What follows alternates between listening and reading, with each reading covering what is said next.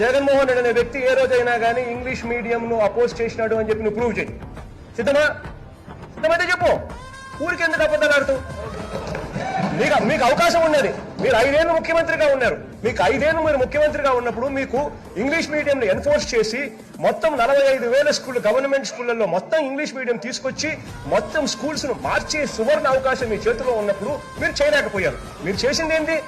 45,000 government స్కూళ్లలో కేవలం 34% మాత్రమే ఇంగ్లీష్ మీడియం స్కూళ్లుగా ఉన్నాయి అని అంటే 66% మీ హయాంలో గవర్నమెంట్ స్కూళ్ళని తెలుగు మీడియంలోనే ఉండే పరిస్థితిలోకి మీరు తీసుకొచ్చినారు అని అంటే సిగ్గుతో తలంచుకోవాలి మీరు. నిజంగా అలా చేయకుండా ప్రైవేట్ స్కూళ్ళకి అందరికీ కూడా మీరు నారాయణ స్కూళ్లకు, చైతన్య స్కూళ్లకు, ప్రైవేట్ స్కూళ్ళందరికీ మేలు చేసేదానికోసము, వాళ్ళతో మీరు భాగాలు పెట్టుకుని మేలు చేసేదానికోసము మొత్తం గవర్నమెంట్ స్కూల్ విధానాన్ని పూర్తిగా భ్రష్టు పట్టించిన మీరు ఈ రోజు మాట్లాడుతూ ఉన్నారు అని అంటే, అందులో అబద్ధాలు మాట్లాడుతున్నారంటే నిజంగా 40 ఏళ్ళు ఎక్స్పీరియన్స్ అని చెప్పుకునే మీరు సిగ్గు తలకాయ ఉంచుకోవాలి.